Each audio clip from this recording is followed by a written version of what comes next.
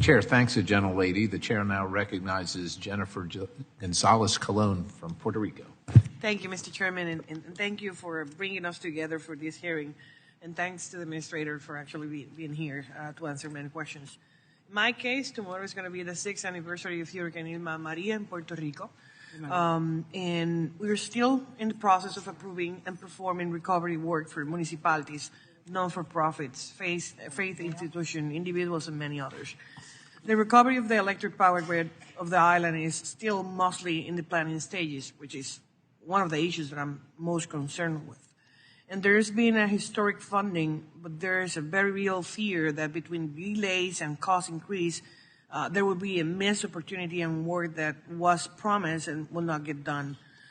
To that end, I know that the FEMA recovery page indicates that between all the various disasters in the past few years in the island, FEMA public assistance has allocated and obligated $45 billion for Puerto Rico, almost all out of the disaster relief funds, of which $19 billion has been outlaid.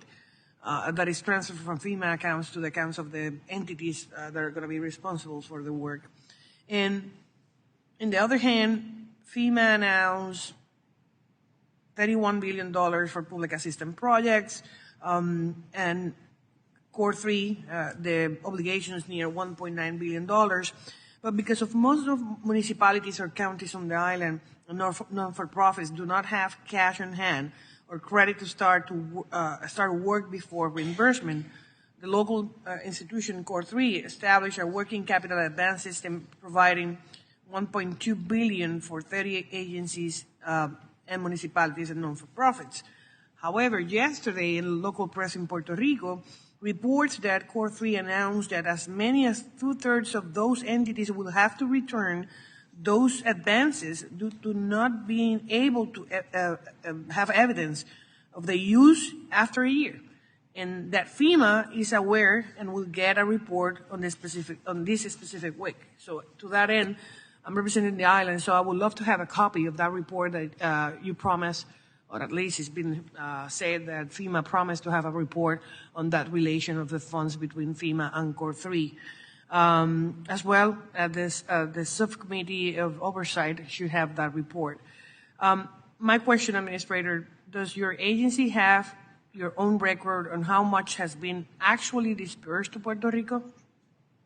Representative González-Colón, we are extremely committed into helping Puerto Rico recover. And since I have taken this position, I have met many times with Governor Pierre Luisi, and my team is still embedded in Puerto Rico. Do you have the amount that is being dispersed? And we absolutely have the amount. And since I have taken this position, we have funded over 10,600 projects that total $30 billion.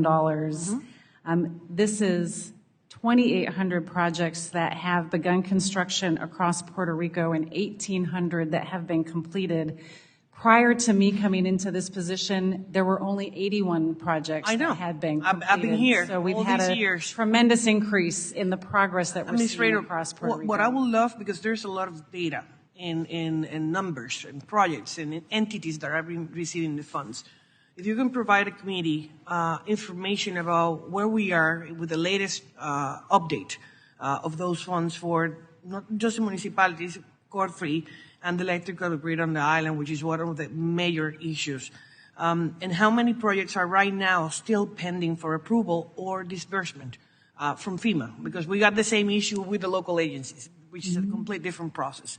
Another issue that for me is important is with the difference with the Section 428 and 406, the cost of inflation for many of those projects has come up. And projects that were announced or with funding in 2018 now may be bigger. As an example, the hospital in Vieques, it was originally $59 million and now it's $85 million.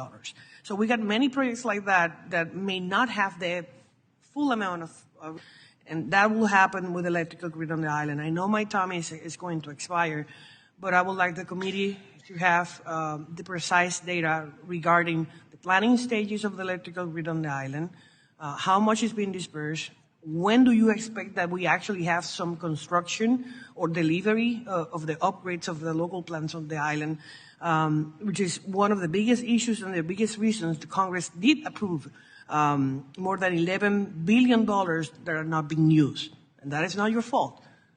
But people of Puerto Rico have been waiting for 6 years. And now the local agencies are telling you not to use power for a week because we don't have enough power to cover the whole island when the funds are being assigned. So having said that, I will provide the committee as well with a list of questions regarding this. And I will hope that the FEMA administrator can provide that to the committee and as well to our office. With that, thank you, We'll be happy to Administrator. provide you answers for the record. I yield back. Chair thanks the gentlewoman.